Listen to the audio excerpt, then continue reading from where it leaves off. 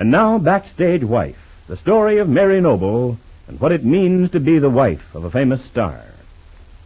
In an apartment room tense with excitement, Claudia Vincent, Larry Noble's former leading lady, stands pale and silent, while New York Police Inspector Ferguson orders her to come to headquarters on a charge of murder.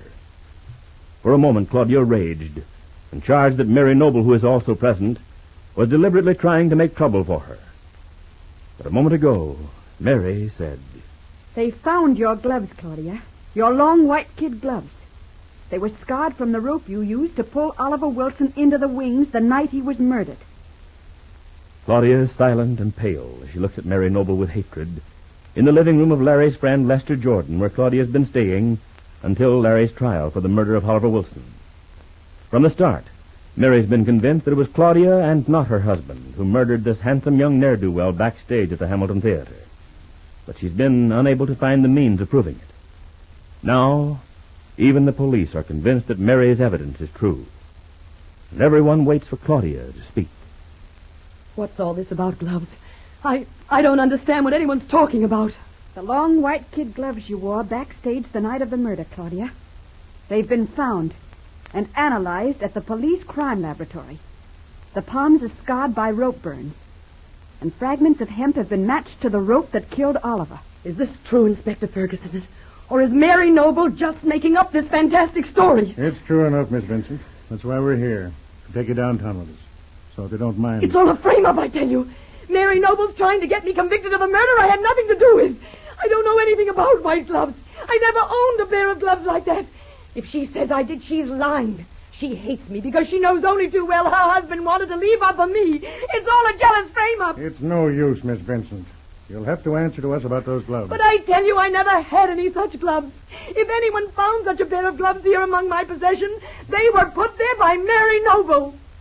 What about the cleaner's marks, Claudia? They spell out your initials. And there'll be witnesses who remember you wore them on the tragic night at the theater. Stop it. Stop it, you hear? I'll kill you before I let you do this. Get her out of here! Get her out of here! Easy there, Miss Vincent. Well, this won't help anything at all. Let's try to make this a quiet arrest. What do you say? There's nothing to be gained by bringing a lot of curiosity seekers hanging around. Yes. Yes, you're quite right, Inspector Ferguson. I guess I lost my head for a moment. But that's understandable, isn't it? When you all came in here without warning and made such a charge against me, If you'll just come with us, we can discuss all the details at headquarters. Yes. Yes, by all means. Oh, I won't lose my head again. I'm quite calm now, Inspector Ferguson. And you'll find that they have nothing but this vindictive woman's story to go on. Well, if you'll just let me go to my room and fix my makeup and get my hat and coat, I'll be right with you. Certainly. We'll wait right here, Miss Vincent. Thank you. I'll try not to be long. And at the same time, Larry Noble is waiting in his cell at the New York City jail as the hours before his trial pass slowly by. Presently, the guard of his cell block walks by and stops to talk. And we hear... Well, Mr. Noble, it won't be long now. Long enough, guard. I still have the whole night ahead of me. Well, still and all, you'll get to go to court tomorrow. Yes, that's right. Maybe you won't be so anxious to get there after you see how it goes, Mr. Noble. Anything's better than waiting like this. Yeah, that's what they all say. Till they hear a verdict go against them, and then it's different. Believe me, I seen plenty of guys on their way to Sing Sing to the death house. Did it trade places with you?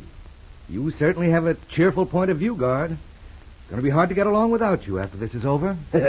Well, still and all, Mr. Noble, it ain't been so bad. You know, you had plenty of privileges while you've been here. Oh, yes, everything's been lovely.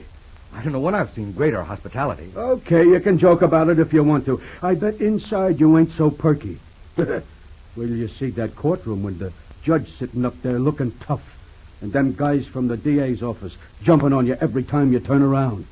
Wait till they pick out the jury, Mr. Noble. That's the real headache, let me tell you.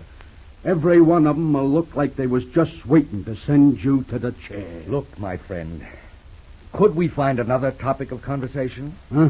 Have you, perchance, any hobbies? Yeah, sure, Mr. Noble. Good. Then let's talk about your hobbies. Okay, wise guy. you don't want to have a friendly little talk, it ain't no skin off of my back. I got plenty of things to do without hanging around trying to cheer you up. Oh, don't think I'm not grateful for your goodwill, Guard. It's only that I've already visualized that courtroom in my own mind, and it's a picture I don't like to dwell on. Yeah, sure. Yeah, I know how it is, Mr. Noble. Even with you being an actor and all, I bet you never had an audience like this one. You're so right. And it's all right with me if my experience stops right with this trial. Well, maybe it will at that, but, if you get a tough break, ever think of that? You have a nice, keen sense of humor, too. I've often noticed that. Sure, why not? What's the use of grousing all the time? Yes, exactly. Hey, Mr. Noble, when are you going to tell me who the dame is that's been coming here the last couple of days? You know, the one that's all wrapped up like she was going to do the dance of the Seven Veils? Hey, that's a good one. The dance of the Seven Veils. Yes, isn't it? She's just a friend of mine. Okay, pal, she sure don't want anybody to know that she's your friend. The way she covers up her face. She's sure trying to keep it a secret. Larry Noble sits clenching his fists as the guard leaves the door of the cell. And meantime, in the living room of Lester Jordan's apartment in Midtown, New York, Claudia Vincent is still out of the room as Mary Noble waits with Lester Jordan and Police Inspector Ferguson for her return. And we hear... I can't help feeling hatred for Claudia Vincent. When I think of how Larry has suffered because of her, week after horrible week in the city jail, charged with a murder that Claudia committed. Well, you're sure about this evidence, Mary? I mean to say, it's really the works? No question about it, Lester. None whatever, Mr. Jordan. I can't get it through my head. I've been looking after Claudia Vincent for weeks in this apartment, keeping her safe so that she could go into court and testify for Larry Noble. She's had me completely buffaloed. I believed every word. Oh, what a great ace sap I've been. You've got nothing to complain about, Mr. Jordan. When I think how my whole department missed this one. Inspector Ferguson, if I hadn't found that evidence against Claudia Vincent, she'd have gone into court and told her filthy lies. How she was locked in a dressing room backstage at the theater with my husband Larry at the time of the murder. That was going to be her story. And she knew that it would save her life, even though it would ruin Larry's reputation forever. She didn't care about that. Claudia has never cared about anyone else. But she's been so clever that few people knew it. Well, she certainly took me for a ride, Mary. I hate to admit it, but I was getting darned interested in Claudia. It's taking a long time. Are you sure there's no other exit from that next room, Mr. Jordan? Oh, positive, Inspector. She'll have to come through this way. Well, I guess a minute or two more won't matter now. If I can only get word to Larry tonight, you will let me tell him, Inspector Ferguson. It's too cruel to have him worrying for hours more, when you know the truth now. I'll see your husband gets word, Mrs. Noble. Oh, thank you. Don't you really think we ought to go in there and see why Claudia's taking so long? Well, she's got to come out this way, Mary. But suppose she's so desperate that she'll try to... Mrs. Noble's right. It's time to get underway. You better open up that door, O'Connor. Wouldn't it be better if I went in first? All right, Mrs. Noble, if you want to. I'll knock first, just to make sure. She must be in there. Why doesn't she answer? Claudia! Claudia! Confound it, something must be wrong. If you gave me a bad steer, Jordan... I tell you, there's no other way out. I'll open the door and make sure. It's time to stop all this nonsense, Miss Vincent. I've been patient long enough. Come along now. I don't see her. She must have gone out some other way. I tell you, there isn't any other way. If that woman's managed to escape us, it's going to be trouble for everyone. O'Connor, search the room. Go through it with a fine-tooth comb. The window. It's open. Inspector Ferguson, look at the window. It's 15 stories down. Why didn't we think of the window? Oh, but she wouldn't. This is what comes of giving someone a break. Look back at that screen under all the furniture. This may be a trick. I'll look here in this closet. It's too dark to see in here, but I don't think... You don't think I'm hiding here? Well, you're wrong, Mary Noble. I've been waiting here for you to give you this and this. Oh, my face! Don't let her get away, O'Connor. Jordan, rush Mrs. Noble to the bathroom and wash that off the best you can. All right. I got the ambulance crew up here. They're waiting downstairs. I can see. It serves you right. This is your fault.